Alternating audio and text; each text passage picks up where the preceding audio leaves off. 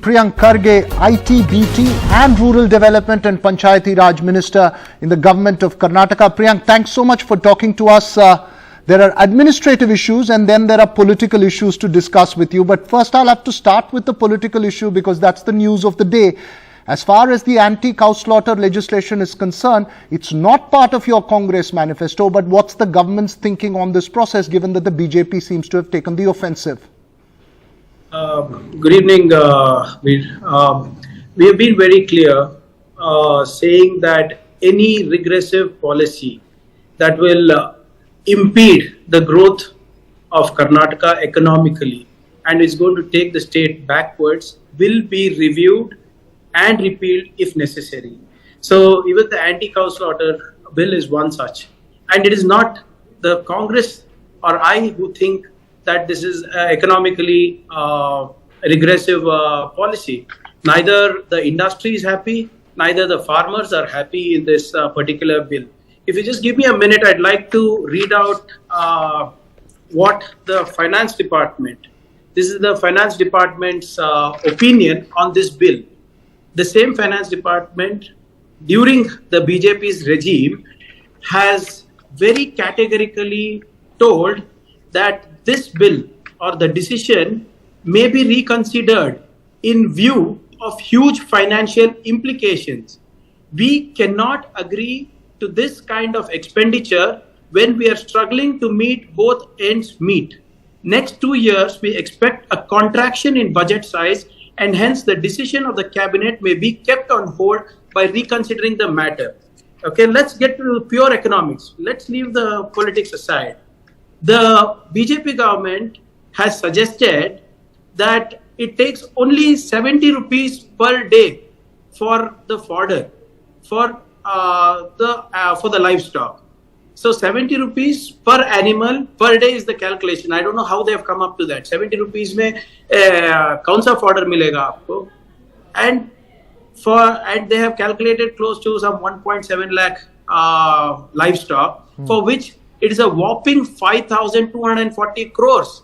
They promised to build 2,400 goshalas during their tenure, and you will be shocked that these people have not even built 10.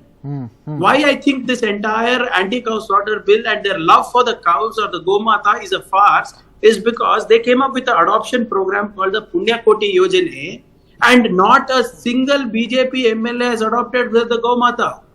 Right. So it's an economic... We will take that question across to the BJP as well. But Priyank, the reality is economics often doesn't result in great politics. Is there a fear that touching on any of these issues could result in polarization that could politically benefit the BJP? Absolutely. We are looking, absolutely not. We are looking at the economic growth of Karnataka. When we say Karnataka, who makes Karnataka? It's the farmers. It's the labor. It is the small shop owners, it's the traders, it is the small industrialists, SMEs, MSMEs. And they are the ones who are saying it is not helping. Tell me one farmer who's happy with this bill. Show me one trader who's happy with this bill. BJP did this only to please their masters in Nagpur. And their own government, the paragraph I read of the Finance Department was suggested by their own government. Okay. Are they... No, I get that point that you're making, but in terms of the hijab ban and the other issues, is the Congress also worried about the political repercussions once you embark on this manner, that it could be politically a huge backlash for the party? We have got a huge mandate against this ideology. We have got a huge mandate to get Karnataka back on the roadmap of progress. We have got a huge, as a government, isn't it my prime responsibility to ensure that every child is educated, every child is in school, okay, every child should get their due. Okay. And if a certain policy is regressive and is keeping my children out of school, should I keep it or should I repeal it? Okay, so you are saying that definitely the withdrawal of the ban on cow slaughter, hijab ban will be considered by the cabinet. And when do you expect a decision soon on this? Like I said, let us not limit it to one or two bills. Any regressive policy, any government order, any executive order that hampers the growth of Karnataka or the Kannadigas will be reviewed and rejected if necessary. I'm very clear on what I'm saying. Right. For us, economic and social growth of the Kannadigas is the most important thing. No politics, no socio-religious this thing. It is purely economics and prosperity is what we are considering. It is as a government, it's our prime responsibility to ensure that people at the bottom of the pyramid get their due in the society. Okay, categorical statement there. We'll take that across to the BJP. But shifting focus now, Priyank, you have this unique combination of IT-BT with rural development and Panchayati Raj. Do you see this as an opportunity to bridge what has been often spoken about as the big divide between the IT city and the rest of Karnataka? If yes, is there a roadmap in place for you? Well, it's a difficult question to answer, but the rural development and the Panchayat Raj department has its own challenges, and there are a lot of things that need to be done with respect to development of the villages. The villages have been neglected far too long by the previous regime. So we have to, I have to pull up my socks. The department has to pull up its socks with respect to bringing up a blueprint for the basic amenities of drinking water and development of villages. Whereas there is enough scope for the Department of Information Technology to bring in rural innovations to accelerate growth in the rural areas. So we are, like you said, it's a good combination to accelerate growth in the rural areas, and we are working on that. So probably we'll have a blueprint ready in a month's time by the time the Chief Minister presents a budget,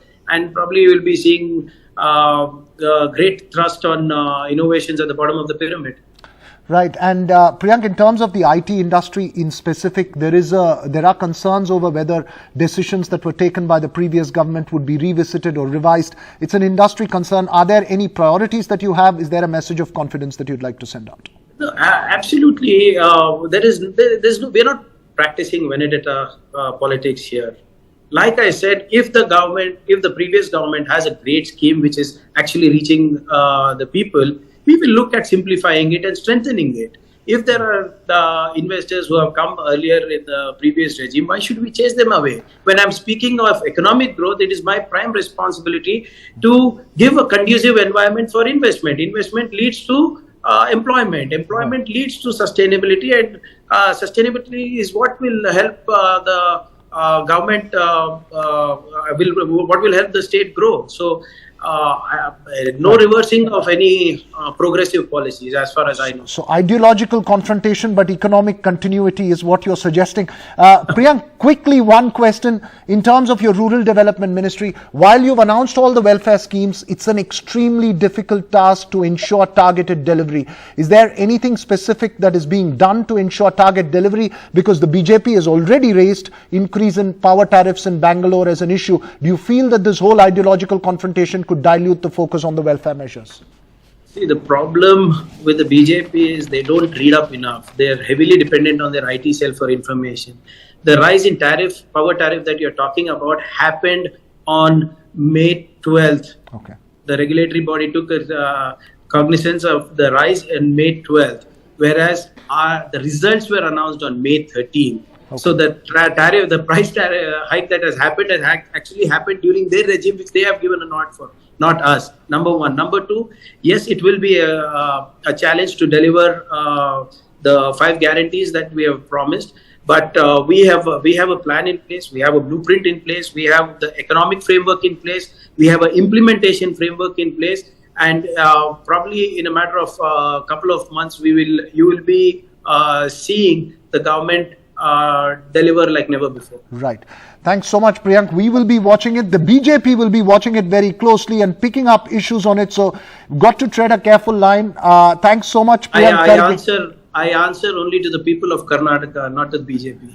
Thank you, Priyank Kharge, for joining us as always. Priyank Kharge there, IT-BT and RDPR Minister of Karnataka, there sharing his thoughts on the political and economic controversy.